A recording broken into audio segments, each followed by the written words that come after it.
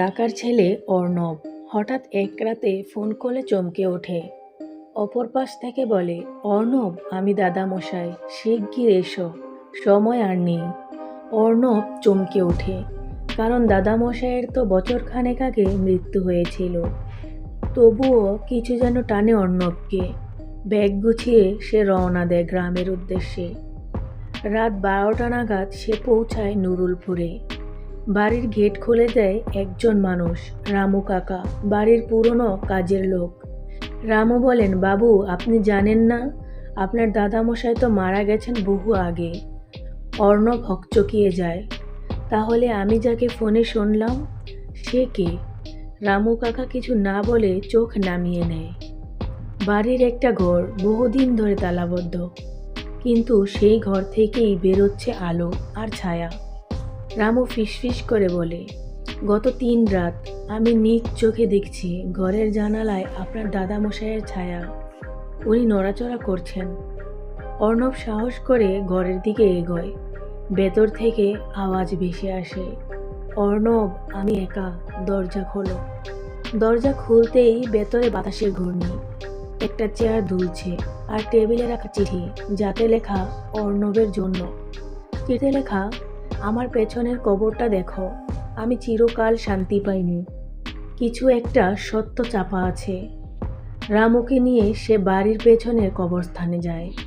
চাঁদের আলো দেখা যায়। একটা কবরের ওপর কিছু অদ্ভুত আঁকিবুকি।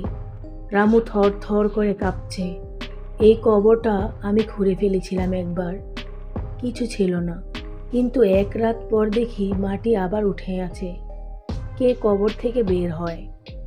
অর্ণব মাটি খুঁড়তে শুরু করে। কিছু দূর মাটির নিচে সে দেখতে পায় একটা ছোট কাঠের বাক্স। বাক্স খুলতেই সে আবিষ্কার করে দাদামশাইয়ের চশমা, ঘড়ি আর একটা রেকর্ডিং যন্ত্র। ওই যন্ত্রে বাজছে দাদামশাইয়ের কণ্ঠ। যদি রামু তোমাকে এই বাক্সে পৌঁছে দেয়, বুঝবে সেই আমার মৃত্যুর জন্য দায়ী। ও আমাকে খুন করেছে সম্পত্তির লোভে। অর্ণব পেছনে ঘুরতেই রামু নিখোঁজ। বাড়িতে ফিরে দেখে রামুর ঘর ফাঁকা, কিন্তু জানালায় ছায়া। রামু কাকা দাঁড়িয়ে আছেন, তবে তার চোখ গলায় পচা দাগ। রামু বলে, তুমি সব জেনে গেছো বাবু, কিন্তু আমি এখন ওর দলে। আমি এখন এই কবরের ছায়া। ঘর জুড়ে অন্ধকার নেমে আসে। চারদিক থেকে ভেসে আসে কাঁদো কাঁদো স্বর। আমরা যারা হত্যার শিকার হয়েছি, আমরা কেউ শান্তি পাইনি। ভোরের দিকে গ্রামের লোকজন পায় অর্ণবকে অজ্ঞান অবস্থায়। তার পাশে চিঠিতে লেখা, আমি সত্য খুঁজে পেয়েছি, তবে যারা মরে গিয়ে বেঁচে থাকে তাদের থেকে সাবধান। রামু কাকা আর কোনো দিন দেখা দেয়নি।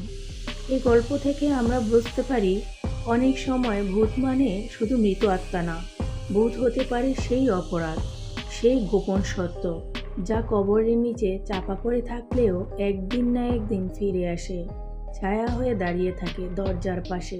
এই গল্পটি ছিল একটি কাল্পনিক রূপক, কিন্তু সমাজে এমন বহু সত্য আজও মাটির নিচে চাপা পড়ে আছে, যেগুলো আমাদের বিবেককে প্রতিদিন তাড়া করে।